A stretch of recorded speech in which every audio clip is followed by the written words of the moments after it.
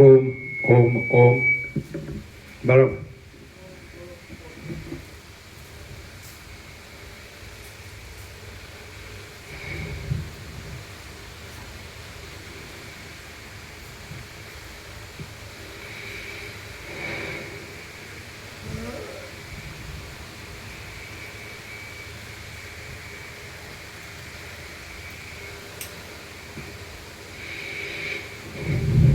ओम बराबर।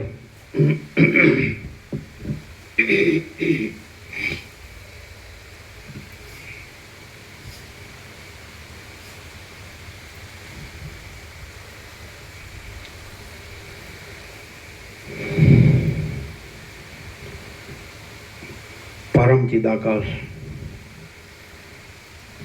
परम ज्योति, अखंड ज्योति, महाचिदाकाश,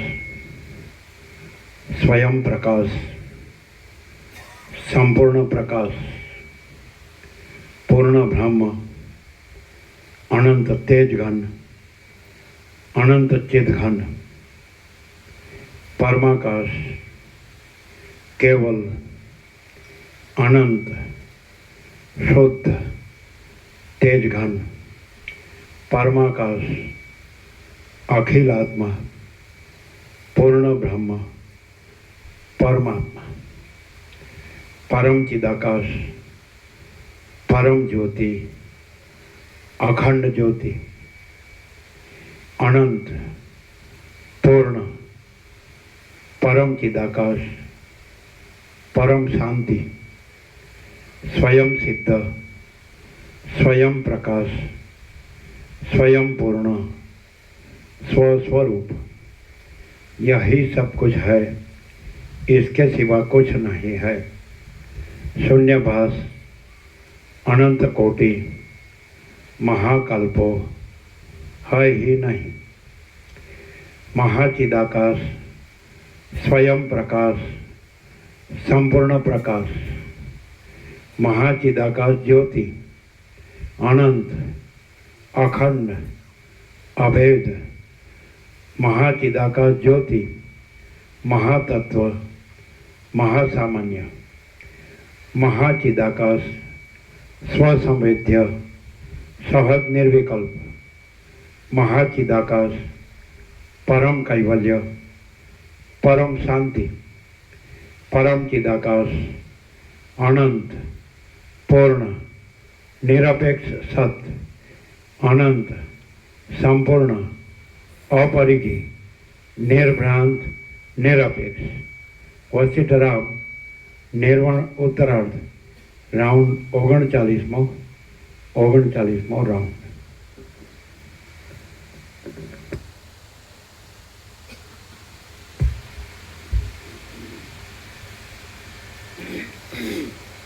આદ્ય પરબ્રહ્મ સદગુરુ દેવ કી જય. ઓમ શ્રી પરમાત્મને નમઃ. સદગ્રંથોમાં શિરોમણી શ્રી યોગ વાસિષ્ઠ મહારામાયણ નિર્વાણ પ્રકરણ ઉત્તરાર્ધ સર્ગ 82મો પેજ નંબર 1389 1389 સર્ગ 82મો. શિવનું સ્વરૂપ તથા અજ્ઞાનથી પ્રપંચની પ્રતીતિ અને જ્ઞાનથી પ્રપંચનો અભાવ.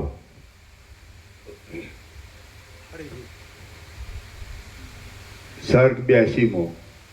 શિવનું સ્વરૂપ તથા અજ્ઞાનથી પ્રપંચની પ્રતીતિ અને જ્ઞાનથી પ્રપંચનો અભાવ.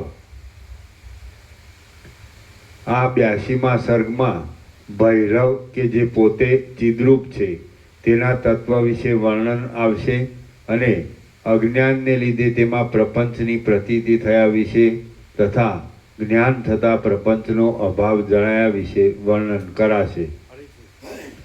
આ 82મા સર્ગમાં ભૈરવ કે જે પોતે ચિદ્રૂપ છે તેના તત્વ વિશે વર્ણન આવશે અને અજ્ઞાનને લીધે તેમાં પ્રપંચની પ્રતીતિ થયા વિશે તથા જ્ઞાન થતા પ્રપંચનો અભાવ જણાયા વિશે વર્ણન કરાશે. રામ બોલ્યા, હે મહારાજ, સર્વનો નાશ થઈ ગયા પછી એ દેવી કોની સાથે નૃત્ય કરતા હતા? વળી આપ તેની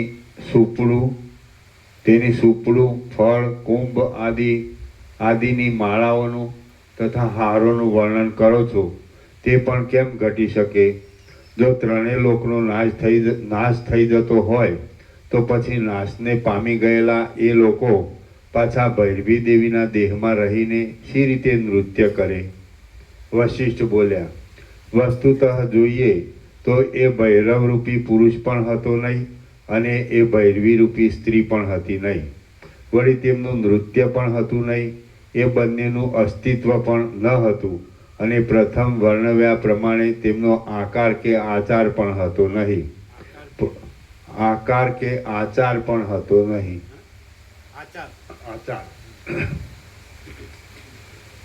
વળી તેમનું નૃત્ય પણ હતું નહીં.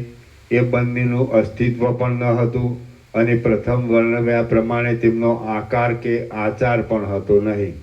પરંતુ જે અનાદિ ચિદાકાશ સર્વ કારણોના પણ કારણરૂપ છે, અનંત છે, શાંત છે અને અવિનાશી છે, તે જ વિવર્ત રૂપે આભાસ માત્ર અનેક પ્રકારે સર્વત્ર પ્રસરી રહેલું જણાય છે. પરંતુ જે અનાદિ ચિદાકાશ સર્વ કારણોના પણ કારણરૂપ છે, અનંત છે, શાંત છે અને અવિનાશી છે, તે જ વિવર્ત રૂપે આભાસ માત્ર અનેક પ્રકારે સર્વત્ર પ્રસરી રહેલું જણાય છે. એ પરમ મંગળમય ચિદાકાશ સદાકાળ અવિનાશી છે અને તે જ પ્રલયકાળમાં ભૈરવના આકારે પ્રતીતિમાં આવે છે. કેમ કે જગતની શાંતિ થયા પછી એ ભૈરવ પરમ ચિદાકાશ રૂપ થઈ રહે છે. સુવર્ણ જેમ નિરાકાર ન રહી શકે તેમ એ ચેતનમય દ્રશ્ય પણ તેવા ચિદાત્માના વિવર્તવાળા સ્વભાવના વૈભવ વિના રહી શકતું નથી. હે વિવેકી રામચંદ્રજી, કહો, ચિદાકાશના વિવર્તરૂપ દ્રશ્ય ચિદાકાશ વિના કેમ રહી શકે? કહો, મરી તિખાસ વિના કેમ રહી શકે? તમે વિચાર કરો તો જણાશે કે કડા અને કુંડળ વગેરે સુવર્ણ વિના શી રીતે રહી શકે? તે જ પ્રમાણે જે ચિદાકાશ સર્વના મૂળ સ્વભાવરૂપ છે તે વિના પદાર્થની સ્થિતિ શી રીતે સંભવે? કહો, શેરડીનો રસ મધુરતા વિના કેમ રહી શકે? કદાચિત કોઈ માણસને લીધે, કદાચિત કોઈ કારણને લીધે શેરડીનો રસ મધુરતા વિનાનો થઈ ગયો હોય તો તેને ખરી રીતે શેરડીનો રસ કહી શકાતો નથી. જળ દ્રશ્ય વર્ગ ચિદાકાશના માત્ર એક વિવર્તરૂપ છે. તે ચિદાકાશનું સ્વરૂપ છે એમ તો કહી શકાતું નથી, કેમ કે ચિદાકાશ સદાકાળ અવિનાશી છે અને તેમાંથી કશા ભાગનો નાશ થવો સંભવતો નથી. દ્રશ્ય જગતનું સ્વરૂપ પરમાત્માના વિવર્ત સિવાય બીજું કશું સંભવતું નથી. ઉપરની લાઈનમાં પહેલો શબ્દ હતો ને, એ ઉપરની લાઈનમાં પહેલો શબ્દ જળ દ્રશ્ય વર્ગ ચિદાકાશના માત્ર એક વિવર્ત રૂપ છે. એની ઉપરનું વાક્યનો એમાં પહેલો શબ્દ કદાચિત કોઈ કારણને લીધે શેરડીનો રસ મધુરતા એની ઉપર એના તે જ પ્રમાણે જે ચિદાકાશ સર્વના મૂળ સ્વભાવરૂપ છે તે વિના પદાર્થની સ્થિતિ શી રીતે સંભવે? એના ઉપર હે વિવેકી રામચંદ્રજી, કહો ચિદાકાશના વિવર્ત રૂપ દ્રશ્ય ચિદાકાશ વિના કેમ રહી શકે? કહો મરી તીખાશ વિના. બરાબર. હવે આગળથી નીચેથી વિવર્ત ચિદાકાશ વિના કેવી રીતે રહી શકે? એટલે ચિદાકાશ છે ને વિવર્ત નથી, એમ કહેવા માટે ચિદાકાશનો વિવર્ત ચિદાકાશ વિના સી રીતે રહી શકે એ મેઇન. એટલે ચિદાકાશ છે ને વિવર્ત નથી, એટલે વિવર્ત છે એટલે ચિદાકાશ છે એવું નહીં. ચિદાકાશ જ ચિદાકાશ છે અને વિવર્ત છે જ નહીં, એ રીતે. હવે છેક નીચેથી જ્યાં આવ્યા ત્યાં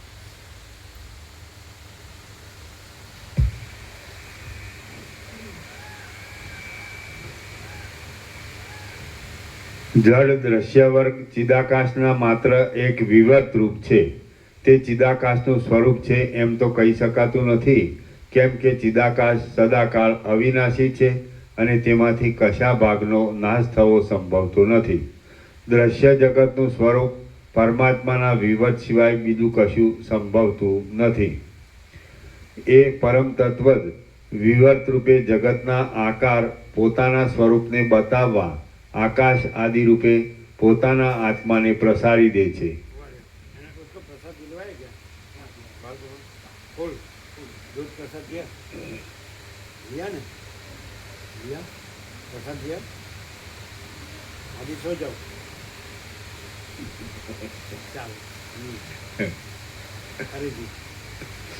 એ પરમ તત્વ જ વિવર્ત રૂપે જગતના આકાર પોતાના સ્વરૂપને બતાવવા આકાશ આદિ રૂપે પોતાના આત્માને પ્રસારી દે છે.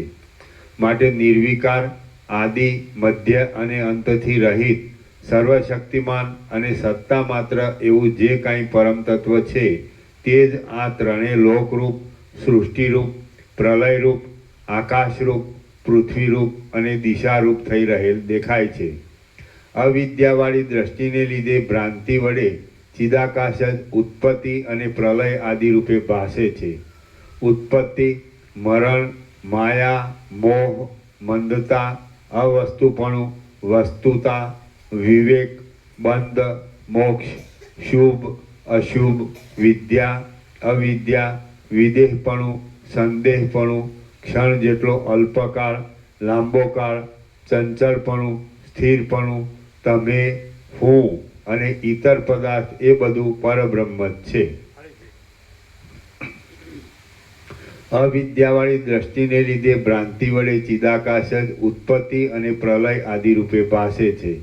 ઉત્પત્તિ, મરણ, માયા, મોહ, મંદતા, અવસ્તુપણું, વસ્તુતા, વિવેક, બંધ, મોક્ષ, શુભ, અશુભ, વિદ્યા, અવિદ્યા, વિદેહપણું, સંદેહપણું, સદેહપણું, વિદેહપણું, સદેહપણું, ક્ષણ જેટલો અલ્પકાળ, લાંબો કાળ, ચંચળપણું, સ્થિરપણું, તમે, હું અને ઇતર પદાર્થ એ બધું પરબ્રહ્મ જ છે. સત્ય અને અસત્ય, કાર્ય અને કારણ, મૂર્ખતા અને પંડિતપણું, દેશ, કાળ, ક્રિયા, દ્રવ્ય વગેરેની કલ્પના, વ્યવહારોનું અસ્તિત્વ, રૂપાદિક બાહ્ય વિષયોનો અનુભવ, સંકલ્પ વિકલ્પ આદિ આંતર વિષય, કર્મેન્દ્રિય અને જ્ઞાનેન્દ્રિય, તેજ, જળ, અગ્નિ, આકાશ તેમજ પૃથ્વી આદિ રૂપે જે કાંઈ આ પથરાઈ રહેલું નજરે આવે છે આ પથરાઈ રહેલું નજરે આવે છે તે સર્વ શુદ્ધ નિર્વિકાર ચિદાકાશ રૂપ છે. એ ચિદાકાશ સર્વના અધિષ્ઠાન રૂપ છે અને તે પોતાના સ્વરૂપને નહીં છોડતા એ હા.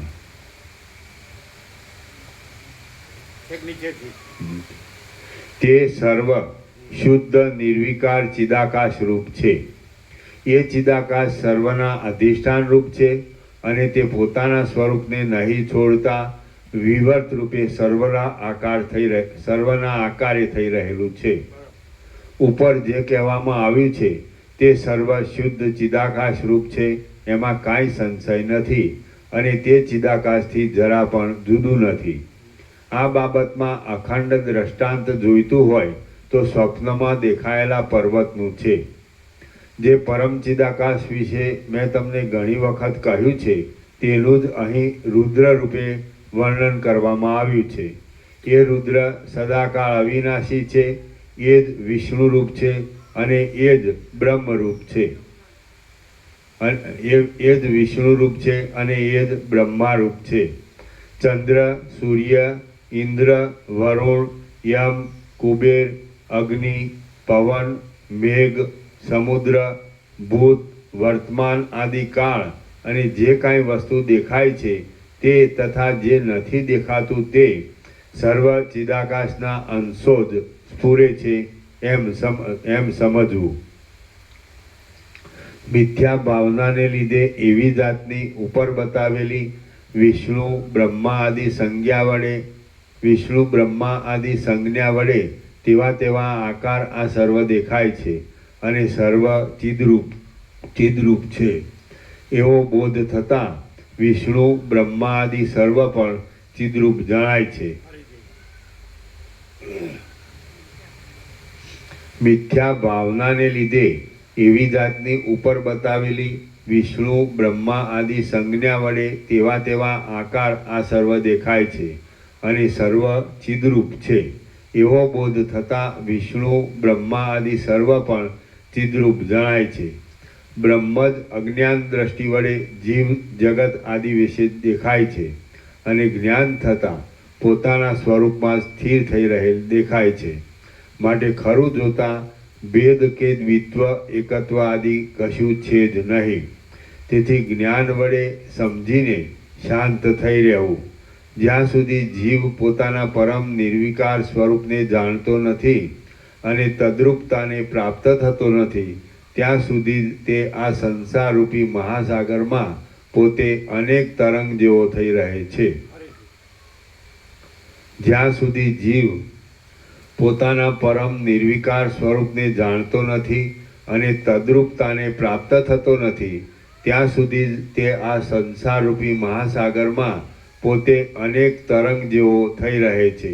પરંતુ જ્ઞાન થતાં તેને એવી શાંતિ તો મળે છે કે તેને એ સમુદ્ર સંસાર સાગર અથવા તરંગ સંસાર સાગરના તરંગરૂપ એવો જીવભાવ એ કશું જ દેખાતું નથી.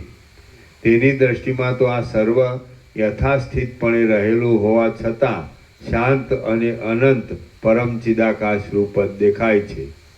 શ્રી યોગ વાસિષ્ઠ મહારામાયણમાં નિર્વાણ પ્રકરણના ઉત્તરાર્ધનો શિવ સ્વરૂપ વર્ણન નામનો સર્ગ 82મો સમાપ્ત.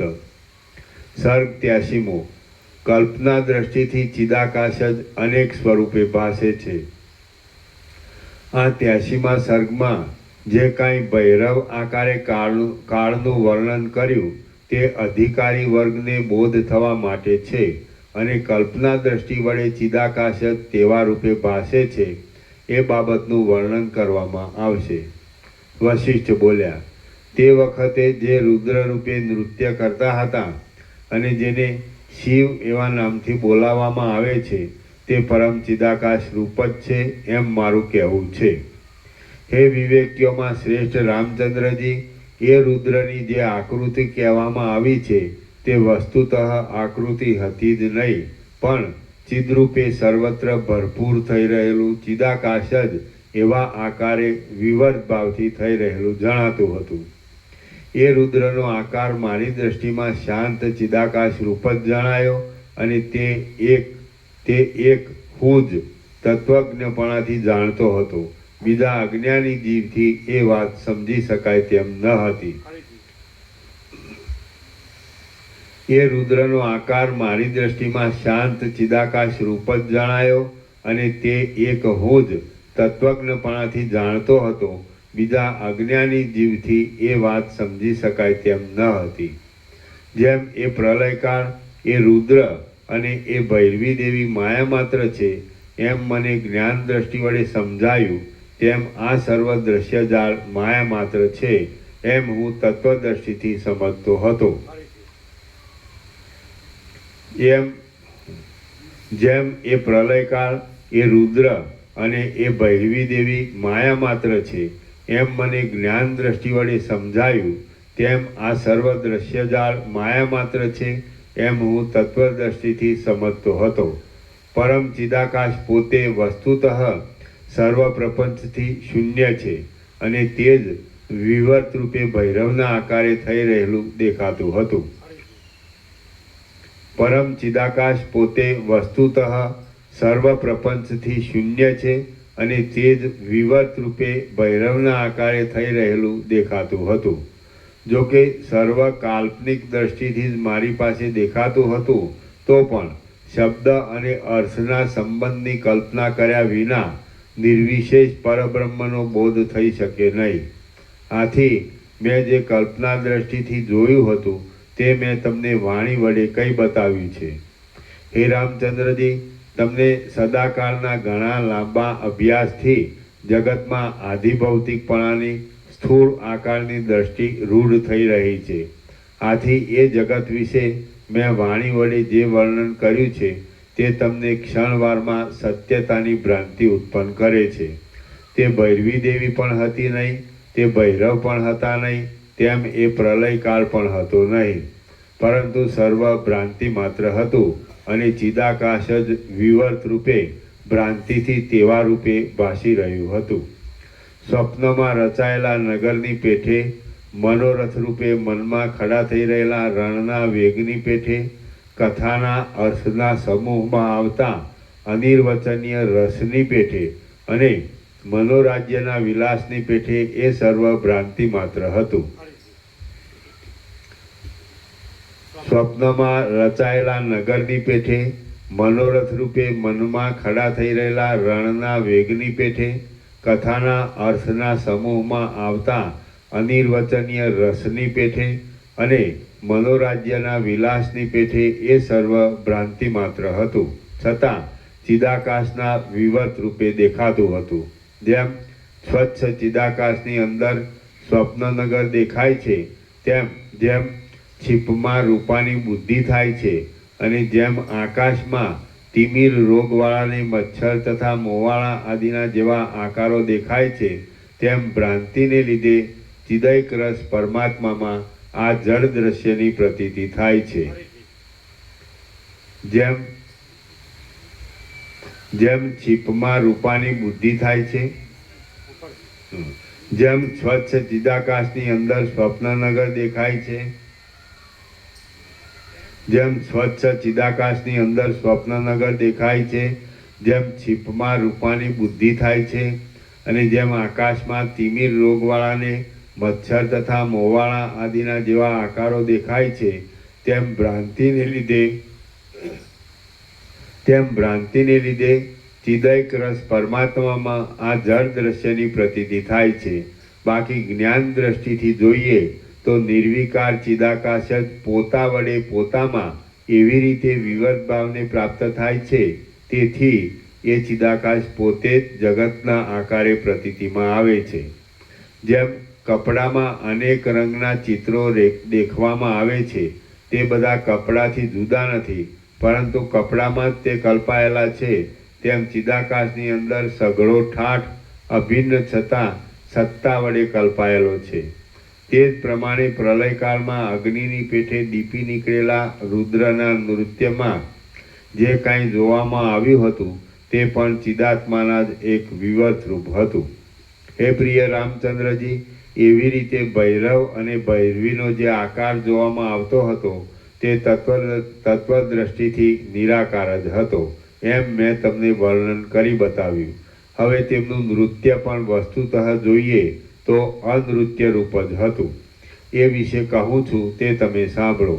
જેમ જે વસ્તુ વાસ્તવિક હોય તે અવસ્તુ રૂપે કોઈ જગ્યાએ હોઈ શકતી નથી, તેમ અધિષ્ઠાન ચૈતન્યનું પોતાનું સ્વરૂપ પણ કોઈ જગ્યાએ કાંઈક વિવત વિના રહી શકતું નથી.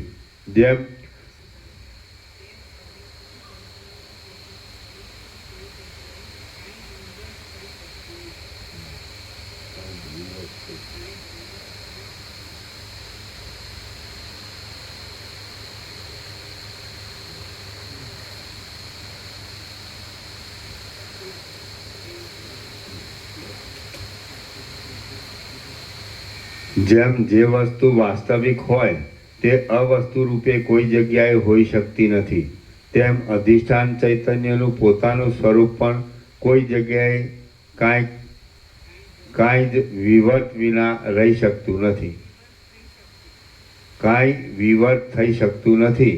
જેમ સુવર્ણમાં આકારની કલ્પના થતાં તે અનેક આભૂષણો રૂપે દેખાય છે, તેમ અધિષ્ઠાન ચૈતન્ય વિવર્ત ભાવથી રુદ્ર રૂપે દેખાતું હતું. જે કાંઈ ચૈતન્ય છે તે સ્વભાવે જ અવશ્ય સ્ફુરણ ધર્મવાળું થઈ જઈ અનેક આકારે દેખાય છે, પણ વસ્તુતઃ જોતા તેનું મૂળ સ્વરૂપ તો અધિષ્ઠાન ચૈતન્ય છે. એ ચિદ્રૂપ રુદ્રની જે ચેષ્ટા છે તે આપણી જ ચેષ્ટા છે. માત્ર તેની પોતાની તેવી વાસનાના આવેશને લીધે તેનું નૃત્ય દેખાતું હતું. માટે મહાભયંકર આકારવાળા એ પ્રલયકાળના રુદ્રનું જે નૃત્ય હતું તે ચિદાત્માનો એક વિલાસ જ હતો, અને એ ચિદાત્મા તત્વદર્શીથી જોતા આપણું પોતાનું સ્વરૂપ છે.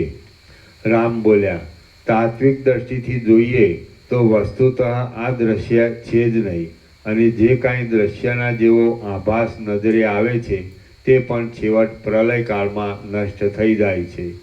તે પ્રલયકાળનો મહાશૂન્ય સમય કેવળ શૂન્ય પરમ ચિદાકાશ રૂપ છે, તો તેમાં વળી જુદું દ્રષ્ટારૂપ ચૈતન્ય શી રીતે સંભવે? તેમ દ્રશ્ય પણ કેમ સંભવે? જે ચિદાત્મા સર્વત્ર પોતાના શુદ્ધ સ્વરૂપથી ભરપૂર છે, જળ દ્રશ્ય વર્ગ જ પોતાથી જુદો ન હોવાને લીધે પોતાની સત્તાથી કોને ચેતનવાળું કરે? વશિષ્ઠ બોલ્યા, હે પ્રિય રામચંદ્રજી, જ્યારે તમે આ પ્રમાણે શંકા કરો છો ત્યારે પછી દ્વૈત અદ્વૈત આદિ સંશયરૂપી સમુદ્રની શાંતિ થવા માટે હું તમને જે ઉત્તર કહું તે તમે સાંભળો. જો કેવળ ચિદાકાશ જ સર્વત્ર ભરપૂર છે અને કશો દ્રશ્ય જળ વર્ગ છે નહીં, તો પછી કોઈ બીજા પદાર્થના અભાવને લીધે કોઈ સ્થળે કે કોઈ કાળે પણ કશી વસ્તુને જુદી દેખતો જ નથી. જો કેવળ ચિદાકાશ જ સર્વત્ર ભરપૂર છે અને કશો દ્રશ્ય જળ વર્ગ છે નહીં, તો પછી કોઈ બીજા પદાર્થના અભાવને લીધે કોઈ સ્થળે કે કોઈ કાળે પણ કશી વસ્તુને જુદી દેખતો જ નથી. સર્વ શાંત જ્ઞાન ઘન ચિદાકાશ રૂપ જ છે, અને તે શિલાની પેઠે નિસંકલ્પપણે જ રહેલ છે. એ ચિદાકાશની અંદર જે કાંઈ જડ એવો આ દ્રશ્ય વર્ગ દેખાય છે તે એક જાતનો તેનો વિવર્ત જ પ્રતીતિમાં આવે છે. બાકી શાંત ચિદાકાશ તો પોતાના સ્વરૂપમાં જ સદાકાળ રહે છે. સ્વપ્નની અંદર ચિદાત્મા નગર ગામ આદિ રૂપે જાણે થઈ ગયો હોય તેમ લાગે છે, પણ એ સગળો ચિદાત્માનો જ વિવર્ત છે. બાકી વસ્તુતઃ જોતા નગર આદિ કશું જુદું હોતું નથી, પણ કેવળ ચિદાકાશ જ હોય છે. એ જ પ્રમાણે આ સર્વ દ્રશ્ય વસ્તુ જુદી દેખાય છે તો પણ તે ચિદાત્માથી જુદી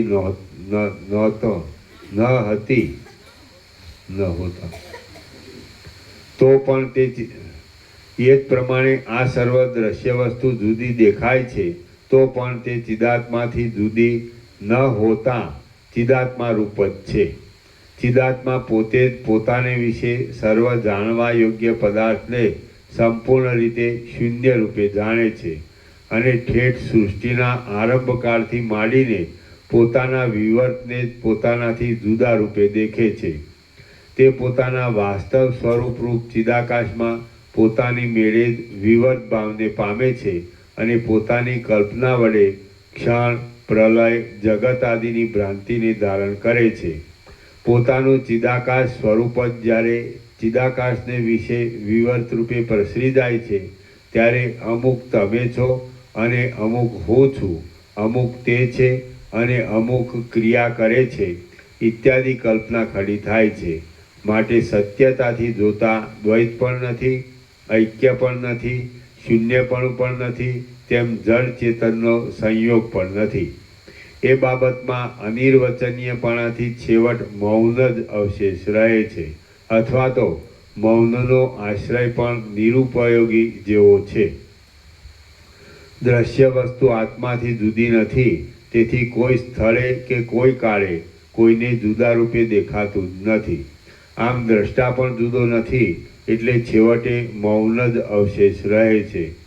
સર્વ શાસ્ત્રોનો છેવટનો સિદ્ધાંત નિર્વિકલ્પ સમાધિમાં સમાય છે અને તે સ્થિતિ જીવતા છતાં પાષાણની પેઠે નિસંકલ્પ અને નિર્વિકાર રહેવાની છે.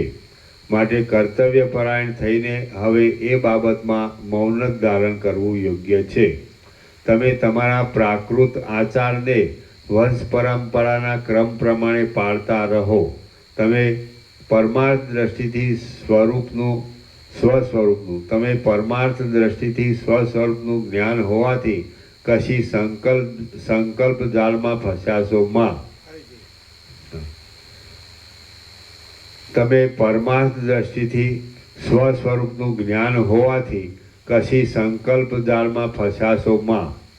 તમે માન, મદ, મોહ ને ભેદને છોડી દો અને દેહ તથા જીવ એ બેઉના અભિમાનથી રહિત બની જાઓ. આમ આકાશના જેવા નિર્મળ, નિર્વિકાર અને વિશાળ અંતઃકરણને ધારણ કરી તમે વિક્ષેપ રહિત થાઓ અને સદા શાંત થઈને રહો. શ્રી યોગ વાસિષ્ઠ મહારામાયણમાં નિર્વાણ પ્રકરણના ઉત્તરાર્ધનો વિશ્વરૂપ દર્શન નામનો સર્ગ 83મો સમાપ્ત. સર્ગ 84મો. શિવ શક્તિના સ્વરૂપનું વર્ણન. આ 84મા સર્ગમાં શિવ શક્તિના સ્વરૂપ વિશે વિવેકથી વર્ણન આવશે અને સુપડા આદિની જે માળા પહેરી હતી તે વિશે પણ સત્ય અસત્યના વિવેક સાથે વર્ણન કરવામાં આવશે. રામ બોલ્યા, હે મહારાજ, આપે કહ્યું કે કાળી નૃત્ય કરતી હતી તો તે કોણ હતી? તેણે સુપડું, ફળું, કોદાળી, મુસળ આદિની જે માળા પહેરી હતી તે સર્વ શું હતું તે આપ મને કહો. વશિષ્ઠ બોલ્યા, એ ચિદાકાશરૂપ ભૈરવ શિવ કહેવાય છે અને ભૈરવ કિંવા કાળી તેની એક અને ભૈરવી કિંવા કાળી તેની એક સ્ફૂર્તિવાળી મનોમય શક્તિ છે. તે ભૈરવથી જરા પણ જુદી નથી એમ તમે સમજો. જેમ પવન અને તેનું ચલન એક જ છે, જેમ ઉષ્ણપણું અને અગ્નિ એ બેઉ એક જ છે, તેમ ચિદાકાશ અને તેની સ્ફૂર્તિવાળી શક્તિ એ બેઉ સદા એકરૂપ જ છે. જેમ ચલન શક્તિ વડે વાયુ જણાય છે અને જેમ ઉષ્ણતાથી અગ્નિ જણાય છે, તેમ શિવ નામે ઓળખાતું તે નિર્વિકાર, નિર્મળ, શાંત અને ચિન્માત્ર એવું પરમ તત્વ સ્ફૂર્તિવાળી પોતાની માયાશક્તિ વડે જ લક્ષ્યમાં આવે છે. બીજી કોઈ પણ રીતિથી તે જણાતું નથી. પરમ મંગળમય અને શાંત એવા પરબ્રહ્મ મોટા કવિવરોનો પણ વાણીનો વિષય નથી એમ શ્રુતિઓનું અને વિદ્વાનોનું સમજવું છે. પરમ મંગળમય અને શાંત એવા પરબ્રહ્મ મોટા કવિવરોનો પણ વાણીનો વિષય નથી એમ શ્રુતિઓનું અને વિદ્વાનોનું સમજવું છે. ચિન્મય શિવની ઈચ્છા જ તેની સ્ફૂર્તિવાળી શક્તિ છે અને તે જ આ દ્રશ્યના આભાસને બનાવે છે. જેમ સાકાર પુરુષની ઈચ્છા કલ્પના વડે મનોરથ રૂપે ખડા થઈ રહેલા નગરને બનાવે છે, તેમ નિરાકાર શિવની માયારૂપ કિંવા શક્તિરૂપ ઈચ્છા આ દ્રશ્યને રચે છે. વળી તે જ જીવિતની ઈચ્છા રાખનારા પુરુષોને જીવન આપનાર છે. તેથી જીવ ચૈતન્ય કહેવાયું છે. તે સૃષ્ટિના આકારે પરિણામ પામે છે. તેથી પ્રકૃતિરૂપ કહેવાય છે. તે દ્રશ્યરૂપે આભાસ આપનારા સર્વ પદાર્થોમાં અનુભવમાં આવનારા ફળોને પેદા કરે છે. તેથી તે ક્રિયા નામથી પણ કહેવાય છે. વડવાનળની શાખાના જેવા અતિ તીક્ષ્ણ સૂર્ય આદિ તેજ વડે તે શોષણ પામે છે. તેથી તે શુષ્કા કહેવાય છે. તેનું રૂપ પ્રચંડ છે. તેથી તેને ચંડિકા પણ કહેવામાં આવે છે. કમળના જેવો તેનો વર્ણ હોવાથી તે ઉત્પલા પણ કહેવાય છે. સર્વત્ર જય કરવાથી તે જયા કહેવાય છે. સિદ્ધિના આશ્રયને લીધે તેને સિદ્ધિ કહેવામાં આવે છે. વિજય પામવાથી તે વિજયા, જયંતી અને જયા કહેવાય છે. કોઈ ઠેકાણે પરાજય જ ન થાય એવા તેના પરાક્રમને લીધે તે અપરાજિતા કહેવાય છે. તેનું સ્વરૂપ દુર્ગ્રહ ઘણા કષ્ટથી જાણી શકાય તેવું છે. તેથી તેને દુર્ગા કહેવામાં આવે છે. દુર્ગ્રહ ન આવે, તમે દુર્ગ્રહ બોલ્યા. દુર્ગમ,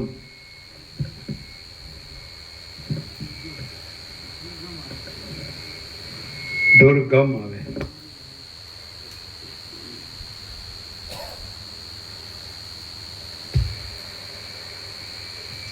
તેનું સ્વરૂપ દુર્ગમ ઘણા કષ્ટથી જાણી શકાય તેવું છે. તેથી તેને દુર્ગા સપ્તસતીમાં એનો મર્મર, એનો પ્રકાશથી જો મર્મર છે એવી રીતે છે કે સર્વ દુર્ગનો અર્થ સર્વ અડચણો જેના અનુસંધાન માત્રથી સર્વ દુર્ગ સમજે છે, દૂર થઈ જાય છે. એમાં એવો અર્થ છે.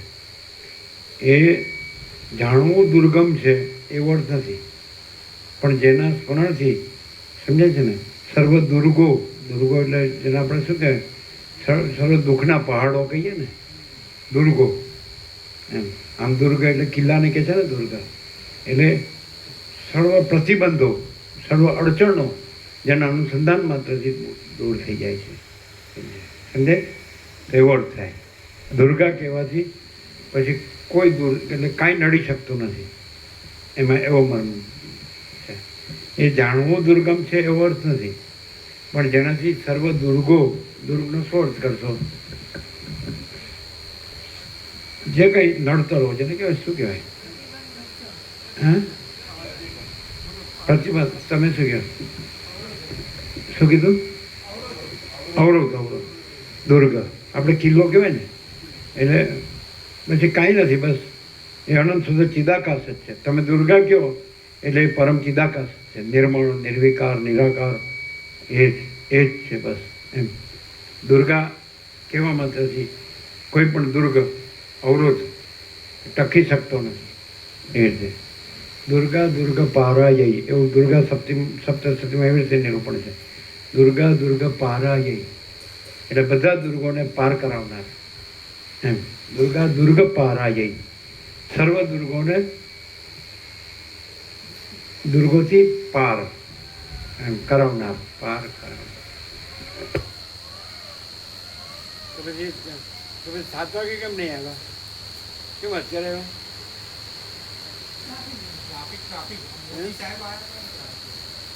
ટ્રાફિક. જો એ દુર્ગા બોલે ને તો ટ્રાફિક નો નડે.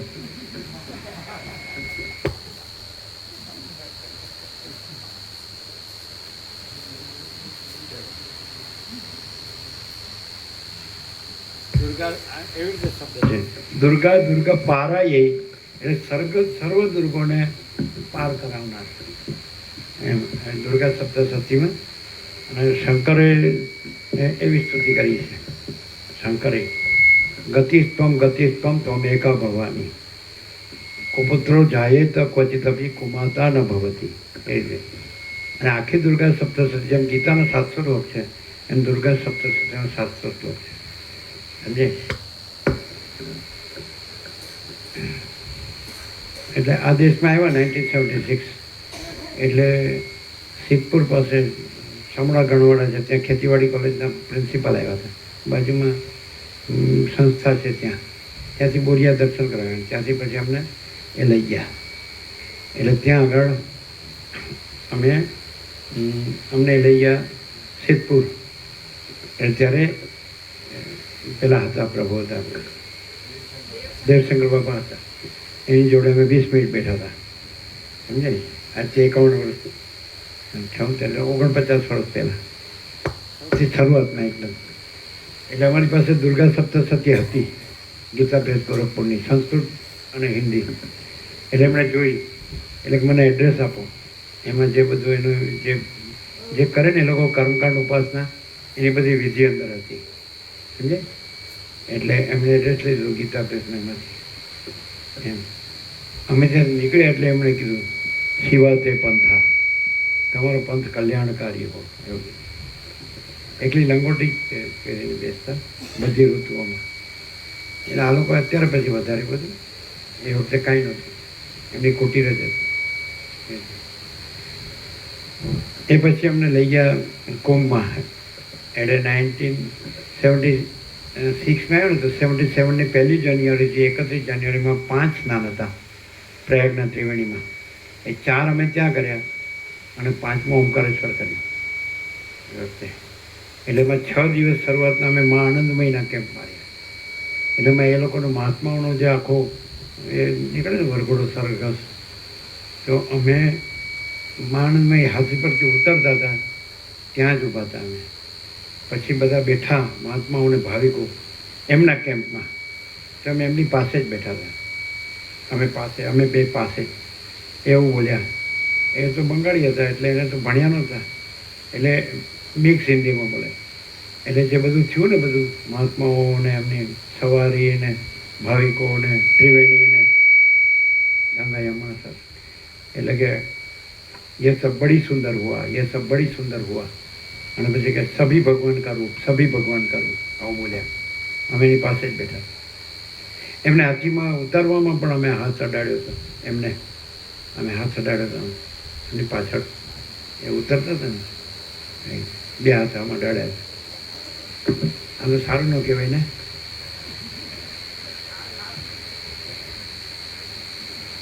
કરાય હા શું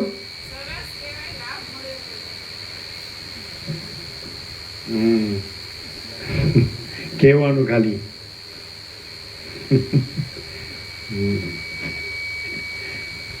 આમ અમે પોતે જ સમજે ને, ઢેકા કો ટેકા એ ઉતરે સીડીઓ. પછી અમે તો સૌથી પહેલા દેશમાં આવ્યા. સૌથી પહેલાં અમે સીધા હિમાલયથી આવ્યા એટલે ઓમકારેશ્વર આવ્યા. સમજે?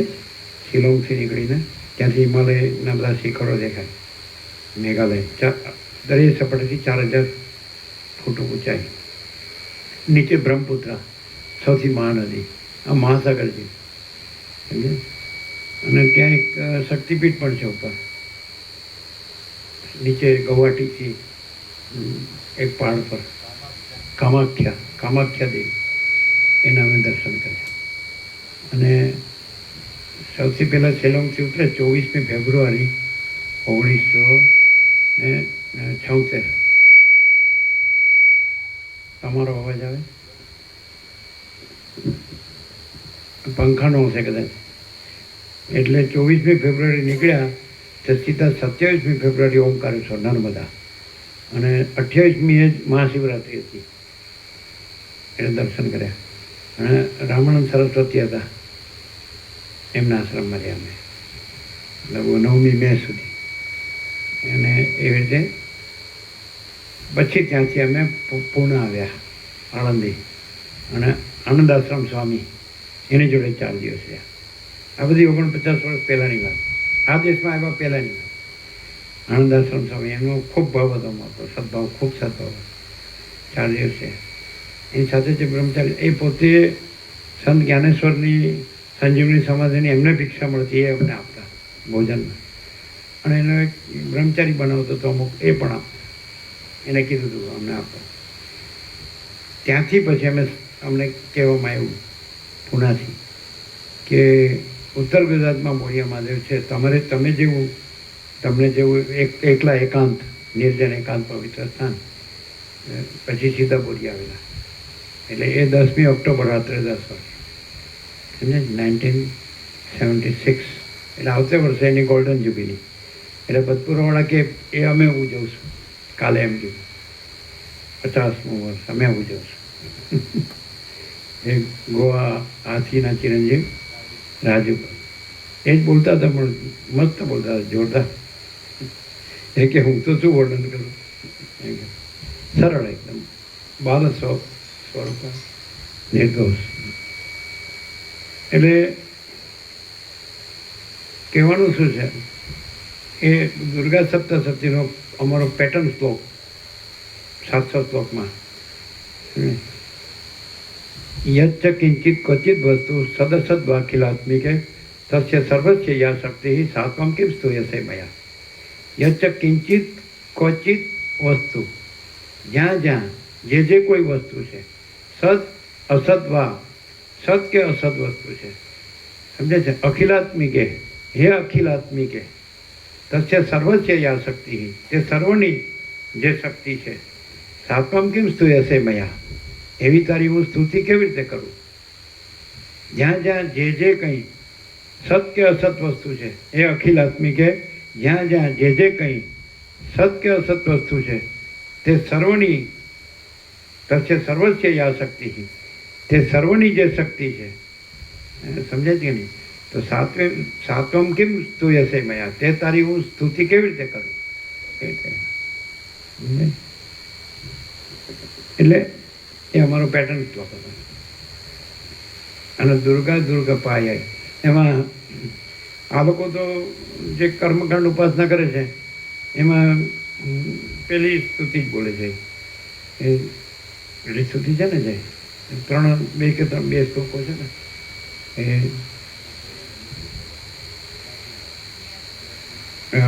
પેલી સ્તુતિ છે ને આપણે સર્વ મંગલ માંગલ્યે શિવે સર્વાર્થ સાધિકે, સમજે ને, શરણ્ય ત્ર્યંબકે ગૌરી નારાયણી નમસ્તુતે. લોકો એ સ્તુતિ કરે. પછી એ પણ છે કે એ સ્તુતિ પણ છે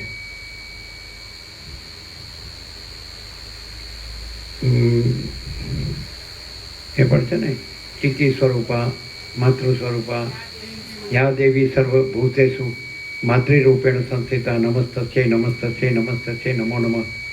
યા દેવી સર્વભૂતેષુ શક્તિરૂપેણ સંસ્થિતા નમસ્તસ્યૈ નમસ્તસ્યૈ નમસ્તસ્યૈ નમો નમઃ. યા દેવી સર્વભૂતેષુ ચિતિરૂપેણ, ચિતિ ચૈતન્ય, ચિતિરૂપેણ સંસ્થિતા નમસ્તસ્યૈ નમસ્તસ્યૈ નમસ્તસ્યૈ નમો નમઃ. એ પણ છે સ્તુતિ. એમાં બંગાળમાં તો જે નવદુર્ગા જે ઉત્સવ હોય છે ને, સૌથી એ લોકો શાક્તો છે બંગાળ. રામકૃષ્ણ પણ શાક્ત હતા. એટલે એમણે આખી જિંદગી કાલી જ કરી. એ વેદાંત બ્રહ્મમાં નહોતા માનતા કે હું તો એટલું જ જાણું કે તું માને, હું સંતાન, હું બીજું કાંઈ ન જાણું બસ. એટલે વેદાંત બ્રહ્મણ આવે ને તો એ શુષ્ક અને નિરસ લાગે, એની આગળ કાંઈ ન લાગે એવું. એટલે કહેવાનું કે એમ કહેતા જે પરબ્રહ્મ અખંડ સચ્ચિદાનંદ, એ જ માં લોકો જુદા જુદા નામે એને જ કહે છે. ગોડ કે અલ્લાહ કે આત્મા પરમાત્મા કે બ્રહ્મ પરબ્રહ્મ, હું એને માં કહું, માં પ્રેમનું નામ છે એમ કરીને. એટલે કેવળ સ્વરૂપ એક જ છે, પરબ્રહ્મ અખંડ સચ્ચિદાનંદ. પછી એને પણ એ શબ્દ પણ નથી, વિચારવાણી શબ્દ જ નથી. પણ જો જેનો હૃદયનો અંતરાત્માનો સંપૂર્ણ ભાવ એના ઉપર હોય, નામ કે રૂપ મેઇન નથી, અંદરનો સંપૂર્ણ ભાવ, એટલે પછી એમાં હું ન હોય, જગત ન હોય, નિર્વિકલ્પ સમાધિ કીધી, એમાં બધું સમાય છે એમ કીધું. પછી એમાં એ શું રહ્યું છે, તો એ પરમ ચિદાકાશ, જે પરમ નિર્મળ છે, પરમ શાંત છે, પરમ નિર્વિકાર છે, પરમ નિરાકાર છે, અને એ અખંડ અવિનાશી છે. તો એનું અનુસંધાન હોય તો એ પોતે પણ નથી, જ્યાં બીજું કોઈ નથી, કાંઈ થતું નથી, તો એ જ રહેલું છે. તો એ સહજ પરમ પ્રકાશ, પરમ આનંદ, પરમ શાંતિ છે. સહજ અનંત પ્રકાશ, અનંત આનંદ, અનંત શાંતિ. સહજ કેવળ પ્રકાશ, કેવળ આનંદ, કેવળ શાંતિ. સહજ અખંડ પ્રકાશ, અખંડ આનંદ, અખંડ શાંતિ. સહજ, સમજે છે કે નહીં? સહજ પ્રકાશ, સહજ આનંદ, સહજ શાંતિ છે ને. કેવળ પ્રકાશ, કેવળ આનંદ, કેવળ શાંતિ. સંપૂર્ણ પ્રકાશ, સંપૂર્ણ આનંદ, સંપૂર્ણ અભેદ પ્રકાશ, અભેદ આનંદ, અભેદ શાંતિ. તો એ રમણ કહે છે ને કે જ્યાં અહંકાર નથી હોતો ત્યાં પરમાત્મા સ્વયં પ્રકાશ છે. તો ત્યાં એ જોઈએ, હું કેવળ અખંડ જ્યોતિ સ્વરૂપ પરમાત્મા છું. હું કેવળ પરબ્રહ્મ અખંડ સચ્ચિદાનંદ છું. હું અમાપ સચ્ચિદાનંદ ઘન પરમાકાશ છું. હું પોતે અનંતપૂર્ણ પરબ્રહ્મ છું. સ્વપ્રકાશ, સ્વયં સિદ્ધ, સ્વયં પ્રકાશ, સ્વયં પૂર્ણ સ્વસ્વરૂપ. અવિદ્યા વાસના ચિત્ત અહમ જગત છે જ નહીં. અવિદ્યા વાસના ચિત્ત અહમ જગત છે જ નહીં. પણ એ તો જેમ સંસારમાં એમાં લાગ્યો રહ્યો હોય તો એને એ જ દેખાય, અને જે અખંડ આમાં જ લાગ્યો રહ્યો હોય તેને આ દેખાય. જે પરમચિદાકાશ પરમજ્યોતિ અખંડ જ્યોતિમાં જ લાગ્યો રહ્યો હોય. આપણો 39મો રાઉન્ડ છે. આ બધા તો ક્યારેક આવીને જાય, બાકી બૈરાને છોકરાને છોકરાને છોકરાને આ ઘર ને પૈસા ને બસ આ બધા વસીટ કહે છે ને રામને, કે જેને ખાનપાનમાં જ રસ છે અને જેને સ્ત્રીના ઉપભોગમાં જ રસ છે એ ગધેડો છે. જેને ખાનપાનમાં જ રસ છે, જેને સ્ત્રીના ઉપભોગમાં જ રસ છે એ કૂતરો છે. હવે આ ગધેડો કૂતરો કે મને કેમ અનુભવાતું નથી? એ ક્યાંથી અનુભવાય? પછી વસીટ આમને કે રમણ મહર્ષિ કે ઘુવડ છે એને સૂર્યનારાયણ ભગવાન ન દેખાય તો સૂર્યનારાયણ ભગવાનનો દોષ નથી, એની દ્રષ્ટિનો દોષ છે. એટલે બધા વિકારો અંદર પડ્યા હોય, ભર્યા હોય. મોટા મોટા શબ્દો કાંઈ નથી. રામકૃષ્ણ પરમહંસ કે 5 વર્ષની અંદરનું બાળક હોય ભગવાનનું રૂપ કહેવાય. એમાં સ્ત્રી પુરુષનું ભેદ જ્ઞાન નથી હોતું. તો એવું હોય તો પછી ભગવાનનું રૂપ જ છે. અને બધાય 5 વર્ષની અંદરના તો હતા જ એક વખત, પછી બગડી ગયા, પછી વિકારવાળા થઈ ગયા, વાસનાવાળા થઈ ગયા. રાજ્ય ભોગો લક્ષ્મીની ભ્રાંતિની લઘુતા ગ્રંથિ ભ્રાંતિ, અહમન વાસનાની ભ્રાંતિની ગુલામીમાં સુખ ભ્રાંતિ, દ્વૈત ભ્રાંતિની લઘુતા ગ્રંથિ ભ્રાંતિ. હું આ દેહમાં અમુક વ્યક્તિ છું, હું આ દેહમાં અમુક જીવ છું, હું પુરુષ છું ને સ્ત્રી છું ને આ પૈસા છે ને ભોગો છે ને ઘર છે ને ધન માન છે ને.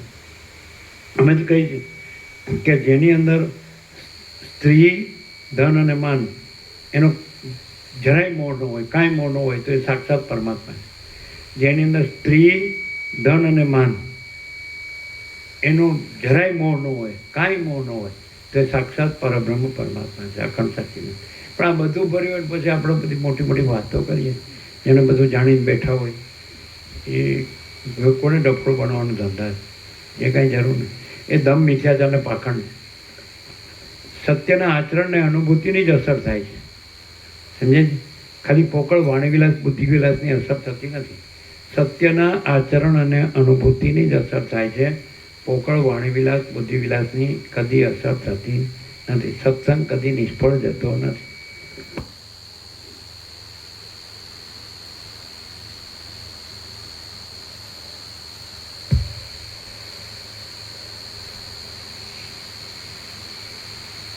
તેનું સ્વરૂપ દુર્ગમ, ઘણા કષ્ટથી જાણી શકાય તેવું છે.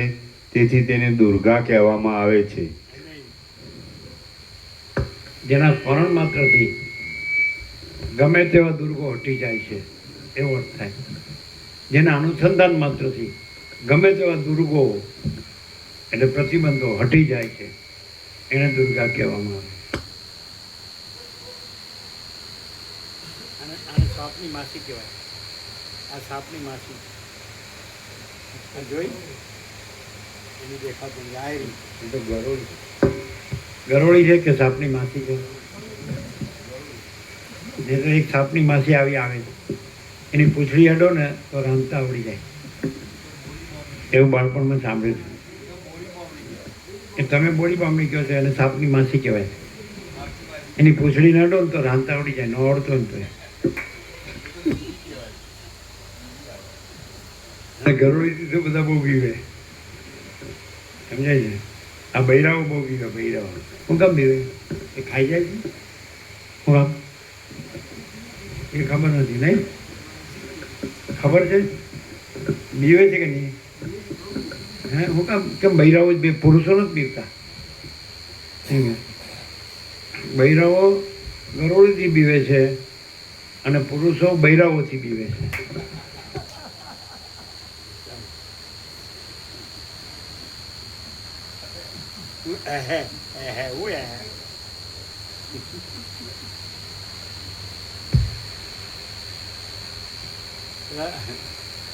પેલા રામજી પ્રભુ મેના મળી કે નહીં જવાનું એટલે ભૂઈ જાય, બેહી જાય. તત્વબોધમાં નહીં જવાનું એટલે બેહી જાય. બોલો લ્યો. અને પછી પોતાને એવું કે મસ્તરામ, લ્યો માયાનો ગુલામ પોતાને મસ્તરામ કે.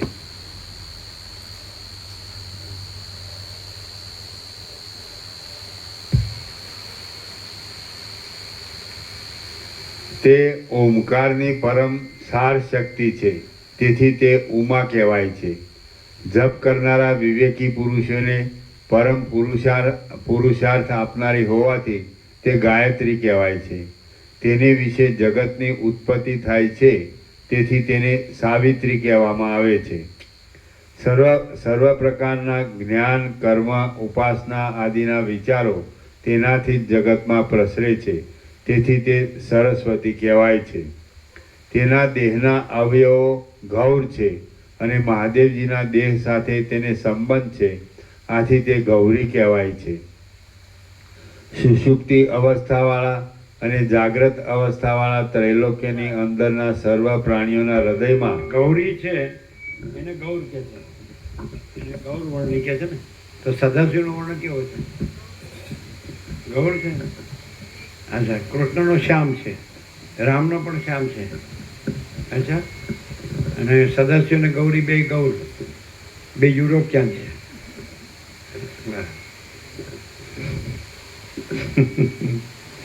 એટલે તમે એને ઈષ્ટ માનો છો. તમે ગોરા થાવ ને એટલે ગોરા દેખાવ એટલે, પણ કાળો ગોરો ન થાય કોઈ દી, અને ગોરો કાળો ન થાય. પેલી કન્યા જોવા જાય ને તો કેવી છે, આમ સારી છે પણ જરા કાળી છે. પછી કેવી છે, એ ગોરી છે. ગોરી લાવે પછી આખી જિંદગી લોહી પી જાય. ચામડી ગોરી એને ગોરી ન કહેવાય, એને ગૌરી ન કહેવાય. એ તો પાર્વતી જેવી હોય, માતાજી જેવી હોય તો એને ગૌરી કહેવાય. કાંઈ ગોરીને ગોરી એટલે લોહી પીણી, સમજે ને. અને શ્યામ હોય પણ છતાં એ દેવી હોય, ભગવતી હોય, માતાજી જેવી હોય.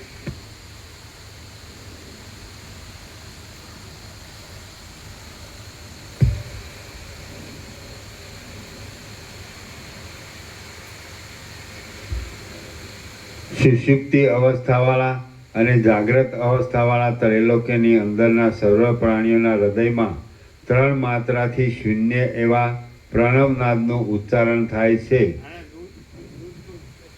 દૂધ લેવા ગયા હતા ને, એ કેવી રીતે રાખવું એ ખબર નહીં હોય ને તો બિલાડી પી જશે.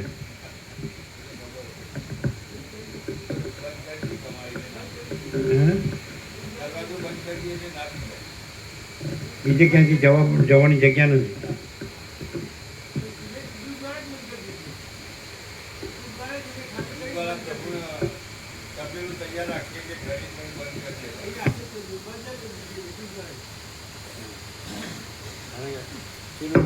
પહેલી વાર લીધું હશે દૂધ, પેલા કદી લીધું? આજ પહેલી વાર લીધું ને? હા.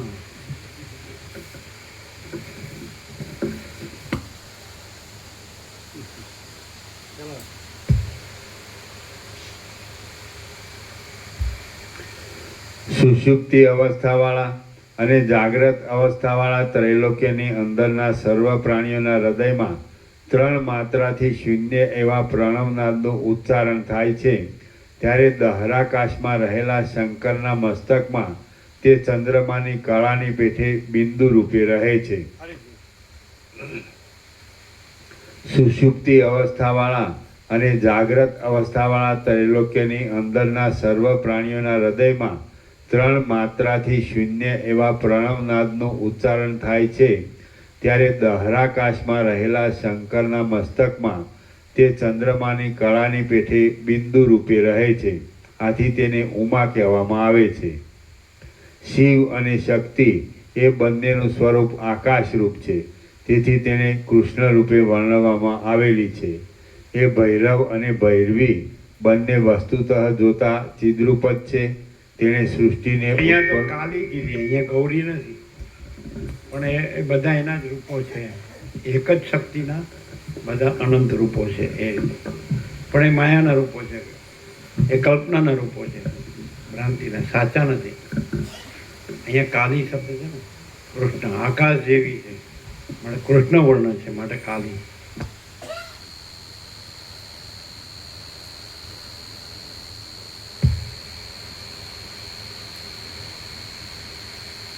એ ભૈરવ અને ભૈરવી બંને વસ્તુતઃ જોતા ચિદ્રૂપ જ છે. તેણે સૃષ્ટિને ઉત્પન્ન કરવાનો સંકલ્પ કર્યો ત્યારે પોતાના માંસમય શરીરને શ્યામ રૂપે કલ્પી લીધું હતું. આથી તે શ્યામ અને જળ જેવું દેખાતું હતું. વસ્તુતઃ જોતા આકાશ આકાશની અંદર જ રહેલું હતું અને તે બંનેના આકાશમય શરીર આકાશમાં રહેલા હતા. એ શિવ શક્તિના શરીર આકાશના જેવા જ સ્વચ્છ, નિર્વિકાર અને નિરાકાર જ હતા. તેમજ જાણે એ બંને આકાશમાં જ્યેષ્ઠ સહોદર હોય તેમ દેખાતા હતા.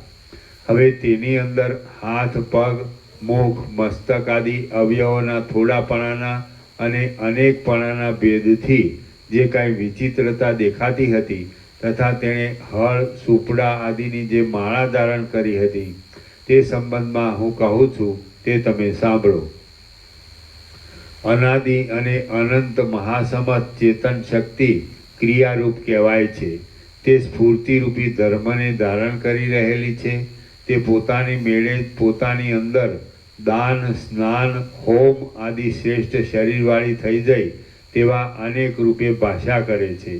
તે મનોહર ચેતન શક્તિ આકાશરૂપ છે, છતાં ચંચળતાવાળા દ્રશ્ય રૂપે દેખાય છે. એ ભૈરવી દેવીના નાના પ્રકારના અભિનયો અને નૃત્યો એ વિરાટમાં રહેલા સર્વ પ્રાણીઓની ઉત્પત્તિ, જરા, મરણ આદિ રૂપ છે એમ સમજવું. એ ક્રિયારૂપ ભૈરવી દેવી પોતાની અંદર હાથ, પગ આદિ અવયવની પેઠે ગામો, નગરો, દ્વીપો અને દેશોના સમૂહોને ધારણ કરે છે. તેમજ તે વડે અનેક તરહની ક્રિયાઓ કરે છે. તે પોતાની અંદર કલ્પિત અવયવોને ધારણ કરી રહેલ છે. વળી એ દેવી પોતે ક્રિયારૂપ હોઈ બ્રહ્માંડોને નિર્માણ કરે છે અને ધારણ કરે છે. તેનો વર્ણ કમલિનીના જેવો શ્યામ છે. પોતાના અવયવરૂપ થઈ રહેલી આ દ્રશ્યની શોભાને તે પોતાના હૃદયમાં ધારણ કરી રહેલ છે. ચિન્મય શિવ વિના કોઈ દિવસ તેના અવયવનો નિર્દોષ થઈ શકે તેમ નથી. ચિન્મય શિવ વિના કોઈ દિવસ તેના અવયવનો નિર્દેશ થઈ શકે તેમ નથી. આથી તે શિવરૂપ જ છે એમ તમે સમજો. જેમ આકાશમાં નિરાકારપણું રહ્યું છે, જેમ પવનમાં ચલન શક્તિ રહી છે અને જેમ કમળ આદિ ચાંદનીનું એક અંગ છે, તેમ ચિત્ત શક્તિરૂપ આ સર્વ દ્રશ્ય તે ચિદાત્માના એક અંગરૂપ છે. પરમ મંગળમય, શાંત, નિર્વિકાર અને નિર્મળ પરબ્રહ્મથી તે જુદું નથી, પણ તે રૂપ જ છે એમ તમે સમજો. પરમ મંગળમય, શાંત, નિર્વિકાર અને નિર્મળ પરબ્રહ્મથી તે જુદું નથી, પણ તે રૂપ જ છે એમ તમે સમજો. એ પરબ્રહ્મની અંદર સ્થિરતા તથા ચંચળતા આદિ કશા પણ ધર્મો નથી. ચિત્ત શક્તિ દ્રશ્ય રૂપે રહ્યા છતાં પણ જ્યારે જ્ઞાન દ્રષ્ટિ વડે તેને વાસ્તવ સ્વરૂપે ચિત્ત શક્તિ દ્રશ્ય રૂપે રહ્યા છતાં પણ જ્યારે જ્ઞાન દ્રષ્ટિ વડે તેને વાસ્તવ સ્વરૂપે જોવામાં આવે છે ત્યારે તે શિવરૂપ જ કહેવાય છે. ચિત્ત શક્તિ અધિષ્ઠાન ચૈતન્યની અંદર અવિદ્યાના યોગથી જડ ભાવે થઈ રહે છે ત્યારે તે ક્રિયારૂપ કહેવાય છે. જ્ઞાન દ્રષ્ટિ વડે જ્યારે તેને ચિન્માત્ર રૂપે ઓળખવામાં આવે છે ત્યારે તે શિવરૂપ છે એમ કહી શકાય છે. સૃષ્ટિઓ તેની અંદર રહેલા મનુષ્યોના વર્ગો, સૃષ્ટિઓ તેની અંદર રહેલા મનુષ્યના વર્ગો તથા પ્રકાશ વડે ઝળકી રહેલા સર્વ લોકો આ જગતરૂપી કલ્પિત સ્વરૂપને ધારણ કરી રહેલી મોટા આકારવાળી અને કલ્પિત આકારથી સુંદર દેખાતી તે ક્રિયારૂપ દેવી ચિત્ત શક્તિના અવયવરૂપ છે અને તેઓ ચિત્ત શક્તિથી જુદા કહી શકાતા નથી. વળી દ્વીપો અને સાગરોવાળી પૃથ્વી, વનભૂમિ સહિત પર્વતો, અંગ અને ઉપાંગ સહિત 3 વેદો, વિદ્યાઓ અને તેના સ્થાનો, ગાયનો, વિધિ નિષેધ સહિત સઘળી શુભાશુભ કલ્પનાઓ, પુરોડાસરૂપી હવિને નિરૂપણ કરનારા દક્ષિણાગ્નિવાળા યજ્ઞો, રાજાઓ, સંગ્રામો, આયુધોના સમૂહો, શૂલો, બાણો, શક્તિઓ, સાંગો, ખાંડણિયાઓ, દર્ભાસનો, સુપડા, યુપો, ભૂષુંડીઓ, ગદાઓ, તોમરો, હાથીઓ, યોદ્ધાઓ, અનેક પ્રાણીઓના સમુદાયની દેવ આદિ 14 જાતિઓ, 14 લોકની સમુદ્ર, દ્વીપ આદિવાળી ભૂમિઓ અને 14 લોકો એ સર્વ કલ્પિત આકારવાળા ભૈરવી દેવી ચિત્ત શક્તિના અવયવરૂપ છે અને તેઓ તેનાથી જુદા કહી શકાતા નથી. રામ બોલ્યા, એ સર્વ કલ્પિત આકારવાળા ભૈરવી દેવી ચિત્ત શક્તિના અવયવરૂપ છે અને તેઓ તેનાથી જુદા કહી શકાતા નથી. રામ બોલ્યા, ભૈરવીને આકારે કલ્પિત શરીરને ધારણ કરનારી ચિત્ત શક્તિના અંગમાં જે સૃષ્ટિ પ્રલયો રહ્યા છે તે ખરેખર તેના સ્વરૂપમાં રહેલા જ છે? તે ખરેખર તેના સ્વરૂપમાં જ રહેલા છે કે અસત્ય છે તે આપ મને કહો. વશિષ્ઠ બોલ્યા, હે રામ, જે ચિત્ત શક્તિનું મેં તમને વર્ણન કરી બતાવ્યું છે તે પોતાના સત્ય સંકલ્પ વડે જે કલ્પના કરે છે તે સર્વ સત્યની પેઠે અનુભવમાં આવે છે. આથી એ કલ્પનામય દ્રશ્ય વસ્તુ જાણે સત્ય હોય એવો આભાસ થાય છે. જેમ મુખ આદિનું પ્રતિબિંબ અરીસામાં પડે છે તેમ જીવ ચૈતન્યને જે કાંઈ અનુભવમાં આવે છે તે પૂર્વજન્મનો અનુભવ, વાસના અને કર્મ અનુસાર તેની અંદર પ્રતિબિંબિત થઈ રહ્યું હોય છે. આથી તે તેની પોતાની અંદર જ આભાસ રૂપે રહેલ છે અને તે પોતાને જીવ ચૈતન્યને કાર્ય કરી આપનાર હોવાથી તેની દ્રષ્ટિમાં સત્ય જ છે. છતાં ચિદાત્માની અંદર તેનો પ્રવેશ થવો અસંભવિત છે. તેથી સંકલ્પ નગરની પેઠે તે વસ્તુતઃ મિથ્યા જ ઠરે છે. તો હવે દ્રઢ ધ્યાન વડે વાસનાનો ક્ષય થઈ જવાથી શુદ્ધ થઈ રહેલા ચિદાત્માની અંદર તેની સ્થિતિ શી રીતે રહી શકે? અરીસાની અંદર ઘટાદિક પદાર્થો તથા સ્વપ્નની અંદર અને સંકલ્પની અંદર સૃષ્ટિ એ ભલે આભાસ રૂપે પ્રતીતિમાં આવે પણ તે કોઈ પણ જાતની ક્રિયા કરનાર હોવાથી તે જીવની ક્રિયા કરનાર હોવાથી તે જીવની દ્રષ્ટિમાં સત્ય છે એમ મને જણાય છે. કદાચિત તમે એમ કહેશો કે અરીસામાં પ્રતિબિંબિત થયેલા પદાર્થો અને સ્વપ્ન સૃષ્ટિ તથા સંકલ્પ સૃષ્ટિ તેમના દ્રષ્ટા માટે ભલે કાર્ય કરનાર થાઓ પણ તે મારે માટે કશું કાર્ય કરી શકતી નથી. કદાચિત તમે એમ કહેશો કે અરીસામાં પ્રતિબિંબિત થયેલા પદાર્થો અને સ્વપ્ન સૃષ્ટિ તથા સંકલ્પ સૃષ્ટિ તેમના દ્રષ્ટા માટે ભલે કાર્ય કરનાર થાઓ પણ તે મારે માટે કશું કાર્ય કરી શકતી નથી, માટે તેને સત્ય કેમ મનાય? તો તેના ઉત્તરમાં એટલું જ છે કે જે બીજાના જોવામાં આવ્યું હોય છે તે તમારા પ્રત્યે ક્યાંથી કાંઈ કાર્ય કરી શકે? શું દેશાંતરમાં રહેલા ઘટાદી પદાર્થો હમણાં તમને કાંઈ ઉપયોગમાં આવી શકે? જેમ દેશાંતરમાં રહેલું કોઈ એક ગામ તે ગામની અંદર રહેલા પુરુષને જ કાર્ય કરી આપનાર થઈ શકે છે, તેમ સ્વપ્ન આદિના દ્રષ્ટાપણાને પ્રાપ્ત થયેલા પુરુષને જ સ્વપ્ન સૃષ્ટિ આદિના પદાર્થો કાર્ય કરી આપનાર થાય છે એમ નિશ્ચય છે. આથી યથાસ્થિતપણે રહેલા સર્વ સ્વપ્ન આદિના પદાર્થો જે કાંઈ ક્રિયા કરે છે તે એ સ્વપ્ન આદિના દ્રષ્ટા પુરુષને સત્ય લાગે છે, પણ જે તેનો દ્રષ્ટા નથી તેને તે કશું સત્ય જણાતું નથી. તેથી એમ સિદ્ધ થાય છે કે સર્વ સૃષ્ટિઓની પરંપરા ચિત્ત શક્તિની અંદર જ રહેલી છે અને આત્મા જ સત્ય છે, બાકી બધો તેનો વિવર્ત છે. આમ સમજી જે પુરુષ આત્મભાવને પામ્યો છે તેને જ તે અનુભવમાં આવે છે.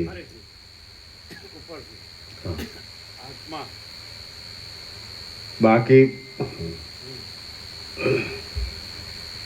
તેથી એમ સિદ્ધ થાય છે કે સર્વ સૃષ્ટિઓની પરંપરા ચિદ શક્તિની અંદર જ રહેલી છે અને આત્મા જ સત્ય છે, બાકી બધો તેનો વિવર્ત છે. આમ સમજી જે પુરુષ આત્મભાવને પામે છે તેને જ તે અનુભવમાં આવે છે. આપણો સત્રાક્ષર છે. આત્મા એટલે હું નહીં, ઈશ્વર કે હિરણ્યગર્ભ, વિરાટ, બ્રહ્મા, વિષ્ણુ મહેશ કોઈ નહીં, કોઈ એન્ટિટી આઈડેન્ટિટી નહીં. આત્મા મહાચિદાકાશ પરમાકાશ પૂર્ણ બ્રહ્મ. આત્મા महाचिदाकाश परमाकाश पूर्ण ब्रह्म. महाचिदाकाश खुद रहा है, दूसरा नहीं है. महाचिदाकाश ऊपर कोई प्रभाव नहीं है. तो महाचिदाकाश सेल्फ, महाचिदाकाश सेल्फ, महाचिदाकाश आत्मा. समझे? આ એપિયરન્સ છે, આભાસ માત્ર જે સૃષ્ટિ છે એમાં જે કોઈ વ્યક્તિઓ છે, ઈશ્વરથી તે કીડી સુધી કે તણકલા સુધી કે માટીની રેત સુધી, એ કોઈ આત્મા નથી. પણ જે અધિષ્ઠાન છે, જે પરમ સત્તા પરબ્રહ્મ છે, અખંડ સચ્ચિદાનંદ, એ આત્મા. તો જે આત્મભાવે રહ્યો છે તો એ આત્મા જ છે. પછી એમાં સૃષ્ટિની ભ્રાંતિ નથી, હું નથી, જગત નથી, નામરૂપ નથી, ઉત્પત્તિ સ્થિતિ લઈ નથી, દિશા દેશ કાળ દ્રવ્ય ક્રિયા કશું નથી, અને આત્મા જ છે. આકાશ જેવો આખો અનંત ચૈતન્ય પ્રકાશ છે, એ આત્મા. સ્વયં મહાચિદાકાશ આખો એકલું પ્રકાશ છે, એ આત્મા. આખો અનંત એક જ મહાચૈતન્ય પ્રકાશ છે, આત્મા. તો જે આત્મા જ છે અને બીજું કાંઈ નથી. તો જે આત્મભાવે રહ્યો છે તે છે. ફરીથી આત્મા જ સત્ય છે.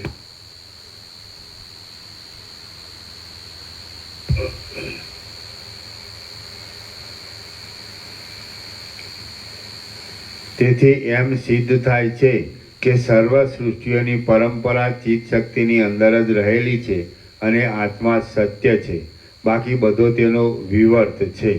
આમ સમજી જે પુરુષ આત્મભાવને પામે છે તેને જ તે અનુભવમાં આવે છે, બીજાને તે અનુભવમાં આવતી નથી.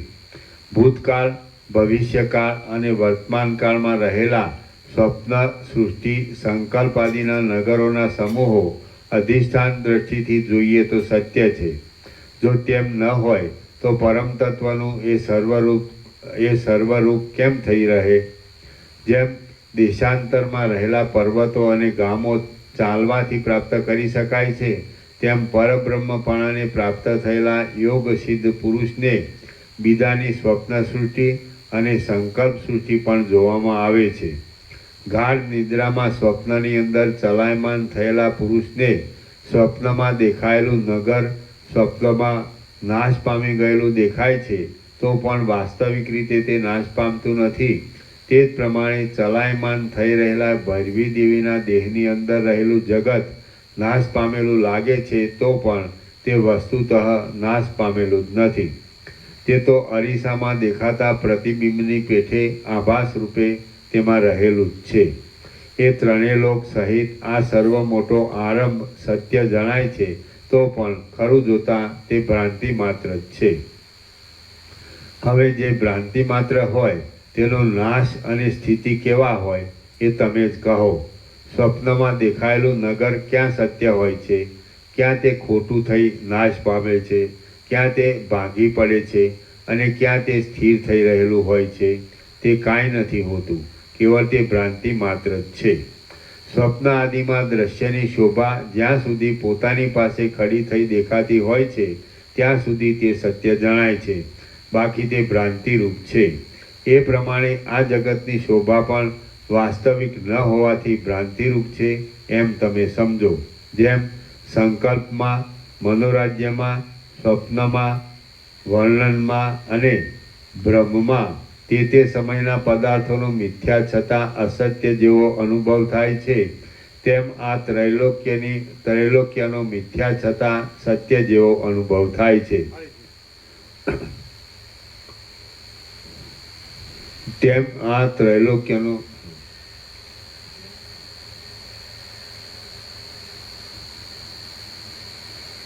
જેમ સંકલ્પમાં, મનોરાજ્યમાં, સ્વપ્નમાં, વર્ણનમાં અને બ્રહ્મમાં તે સમયના પદાર્થોનો મિથ્યા છતાં અસત્ય જેવો અનુભવ થાય છે તેમ સત્ય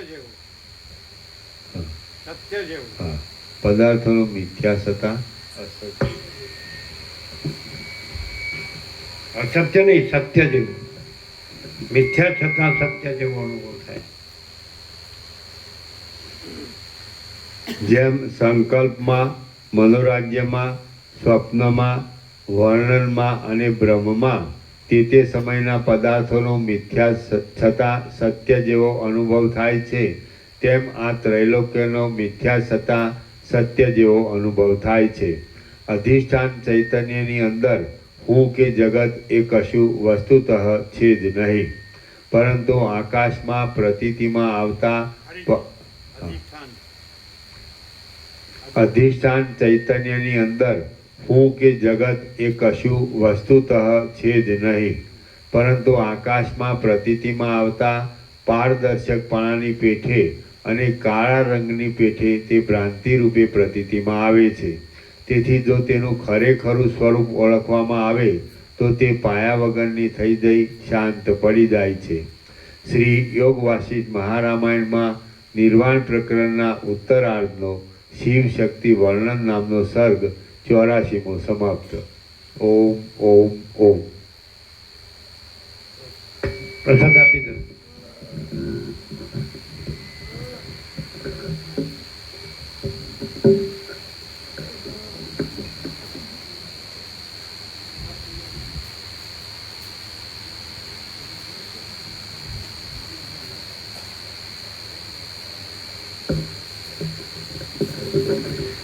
સત્ય રહ્યો હોય એને પરમ ચિદાકાશ, પરમ જ્યોતિ, અખંડ જ્યોતિ સત્ય અનુભવાય છે. અને ભ્રાંતિ રહ્યો હોય એને આ બધી સંસાર ભ્રાંતિ, આ ધન ને ભોગો ને ભ્રાંતિ એ સત્ય લાગે છે. ભ્રાંતિ રહ્યો હોય એને ધન ને ભોગોની ભ્રાંતિ સત્ય લાગે છે. અને સત્ય રહ્યો હોય સત્ય ચૈતન્ય આનંદ, સચ્ચિદાનંદ, તો એને પરમ ચિદાકાશ, પરમ જ્યોતિ, અખંડ જ્યોતિ સત્ય અનુભવાય.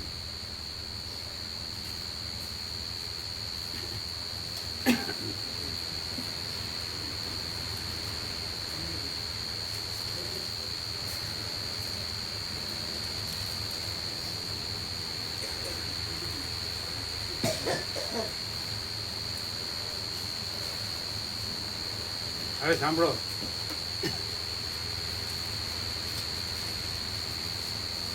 ગમે એટલા શાસ્ત્ર કે ગુરુઓ હોય એનાથી આવો પ્રકાશ થાય છે. શાસ્ત્રો ને ગુરુઓથી આવો પ્રકાશ થાય છે. હા, સમજતા નથી ને. એનું પૂછો બરોબર. આ ગોળગોળિયા છે, આ ચોખ્ખા નથી. અરે ગમે દુનિયાના શાસ્ત્રો, વેદાંત, બ્રહ્મજ્ઞાન હોય, બધા શાસ્ત્રોના ગુરુ હોય તો ચોખ્ખો પ્રકાશ થાય છે. અરે અહીંયાની વાત નથી. આ તમે બધે આખી જિંદગી જે કર્યું સમજાય છે? આ ક્યાં સમજે છે? અમે અહીંની વાત નથી કરતા. તમે જે આખા જગતમાં બધું બધા સાધુ સંન્યાસીઓ જોયા, આશ્રમો જોયા, બધા વેદાંતાચાર્યો, મહામંડલેશ્વરો જોયા, એમાં આવો પ્રકાશ છે ક્યાં? ના ચો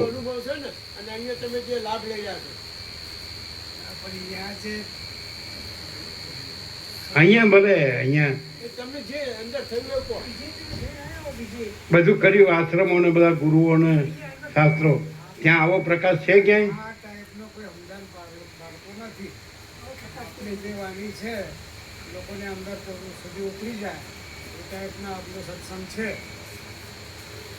આવો પ્રકાશ ક્યાંય નથી. પ્રકાશ એટલે પ્રેક્ટિકલ છે. પ્રેક્ટિકલ છે એટલે પ્રકાશ છે. બાકી વાતો બધે છે, બધે પૈસાનું ને પ્રપંચનું ને ઉપાધિનું જ છે. દસથી પેલા ગીધના જેવી છે, દસથી બીજી હોય ને વાત બીજી હોય. પૈસો, પ્રપંચ ને ઉપાધિ, પ્રવૃત્તિ, જફા, મહેકા બખેડા, નાના મોટા મહેની બધી ઝંઝટ, જફા, જમેલા, ઝંઝટ, શાંતિ નહીં. આ પરમ શાંતિ, પરમ શાંતિ, એકદમ પરમ. 51 વર્ષ ઝંઝટમાં પડ્યો, 50 વર્ષ, 50 અને 51 સાલ નોકરી કરી કે ડ્યુટી કરી કે સેવા કરી, જે તમે આપ સમજો. પણ 3-4 મહિનાથી આપને માધ્યમથી બાર પ્રેરણા મળી ત્યારથી આનંદી આનંદ છે. સૌરાષ્ટ્ર આવ્યા તો સૌરાષ્ટ્ર ના, ના એ વખતે નર્મદા આવ્યા નર્મદા હતા. પરિક્રમા. નર્મદા. અને સૌરાષ્ટ્રનો આવ્યા નર્મદા એમ કે 51 વર્ષ જે બધું કર્યું એમાં ના મળ્યું. આ અહીંયા જે હવે હમણાંથી આવે છે ને બધું અને 2000 થી તમે સાંભળો, આ સત્તો બોલ. 2000 થી તમે રહ્યા છો અને આપણું દર્શન તો મેં 40 45 વર્ષ પહેલા કરેલા છે મુંબઈમાં. પણ એ ત્યારે ફસાયેલા હતા ને ગુરુને આશ્રમને એમાં 51 વર્ષ એમાં ફસાયેલા રહ્યા અને આનું છે ને અને દયા દ્રષ્ટિ બની રહે જ્યાં સુધી શરીર છે આપણું દર્શનનો લાભ મળતું રહે એવી કૃપા દ્રષ્ટિ રાખજો. બાળપણથી સંન્યાસી છે બાળપણથી તો પણ એ બધું એમાં કાંઈ નથી એ બધું આડંબર જ છે. એટલે વર્તન વાળું વાતાવરણ ક્યાંય મળતું નહીં. એનું કારણ જ એ કે વર્તન નહીં મળતું, વાત બધી મળે છે. તો વર્તન જે અહીંયા છે એ ક્યાંય નહીં. એટલું વર્તન નહીં, પ્રકાશ. અનુભૂતિ. ભાવિકોમાં એ વાતાવરણ આવ્યું, ભાવિકોમાં એ જ વાતાવરણ. વર્તન નહીં, વાતાવરણ નહીં, અનુભૂતિ, સ્વયં પ્રકાશ કે નહીં, દ્રશ્ય નહીં, ભ્રાંતિ નહીં, મહાચિદાકાશ, સ્વયં પ્રકાશ, સંપૂર્ણ પ્રકાશ, સંપૂર્ણ પ્રકાશ.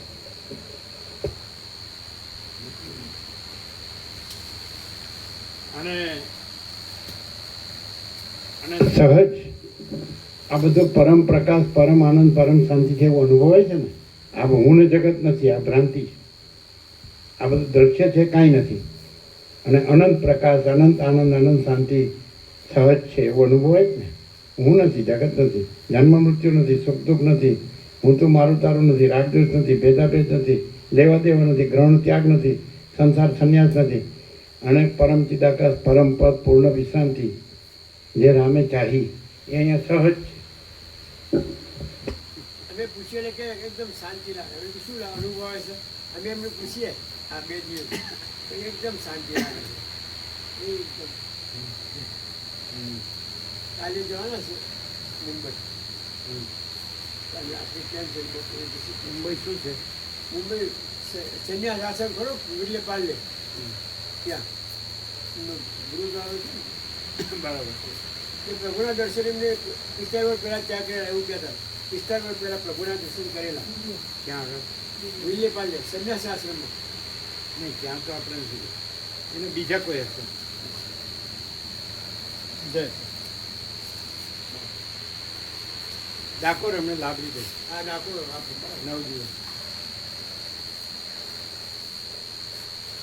પછી ક્યાંક ક્યાંક આવ્યા, હા આણંદી આવ્યા, એવી રીતે ક્યાંક આનંદ આવે. તત્વબોધમાં ક્યાંક આવ્યા. હરિયાણા ગયા.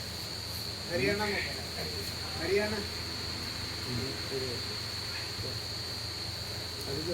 હરિયાણા પાણીપત. પાણીપત. હા તો સેવા બધી આવી ગઈ. સેવા બધી આવી ગઈ. ફક્ત બધે પ્રભુના બાકી રહ્યા. કેટલા ઉદાહરણે કીધું જ છે ને. હા આવતા રવિવારે કીધું. આવતા સોમ મંગળવાર રવિવારે કીધું. રવિવાર. આવતા રવિવારે. એમાં તો 8 જણા તૈયાર થયા હતા કંઈક ને 25 ના જ બાકી એવું કંઈક છે ને. 8 જણાએ કીધું આ જણા આપશે પછી આપશે બેને મોડ આપશે ખરે. આપણે એ તો બધા આપી દેશે ને.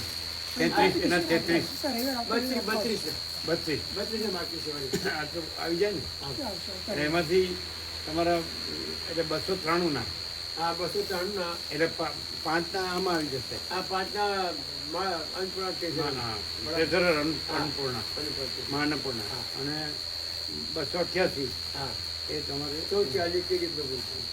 બસ વાળા. બરાબર. 00 બરાબર છે ને. વિવેક બરાબર છે ને. બરાબર. એટલે અમુક જ ન માન્યા. હા એક ચોટાસણ વાળા 8 જણ ન માન્યા. અને બળદેવપુર વાળા હા એ 32 કે 33 જે હોય. હા બધાને શું છે એમને એમ બધું બસ. અરે પોતાનું તો જોવે કે નહીં, પોતાનું તો જોવે ને. બીજાને ક્યાં આપવું? પોતાનું તો જોવે ને.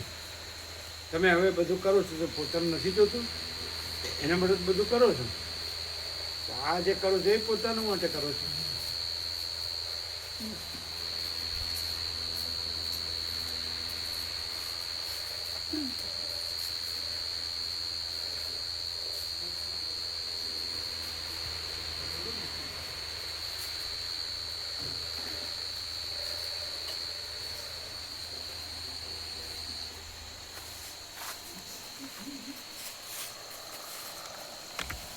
તો દરરોજ તો તમે ટાઈમ સર આવી જાવ છો, આજે જ ટ્રાફિક નડ્યો. આ બધું વચ્ચે એટલું બધી રેલી હતી ને ટ્રાફિક બરાબર ફસી ગયા ના આમ જવાય ના આમ જવાય પણ એના મેં કીધું જવાય પણ એ તો એક જ રસ્તામાં હોય ને, ના કાંઈ બધા રસ્તા થોડા રોકાયેલા હોય. અંદરના જે લિક્વિડ રિંગ રોડ ખરો કે નહીં, એ અંદરના રસ્તા બંધ કરે એટલે લોકો આ રિંગ રોડ ઉપર ચાલે. અંદરના રસ્તા બધા બંધ કરે જોડે જાય રિંગ રોડ એમ નહીં, એનો તો રોડ શો હોય ને એ તો એક જ રોડ ઉપર હોય, કાંઈ બધા રોડ થોડો બંધ હોય. બધું બંધ કરેલા બે દિવસથી બંધ છે, આજ નહીં કાલનું બંધ છે બધું. તાર બધા એકદમ આખું બંધ જ કરી નાખ્યું આજે બહુ કડક બંદોબસ્ત હોય બધા બંધ. અને માછી જગ્યા સદા ખુલ્લું, પરંતુ જગ્યા સચ્ચા ચોખ્ખા ખુલ્લા આરપાર.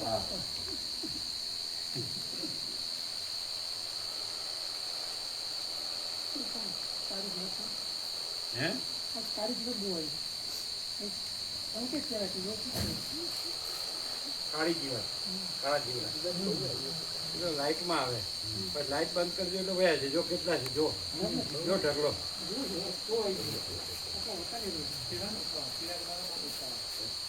આ પંખો બંધ કર, બધું ઢાંકી દેજો.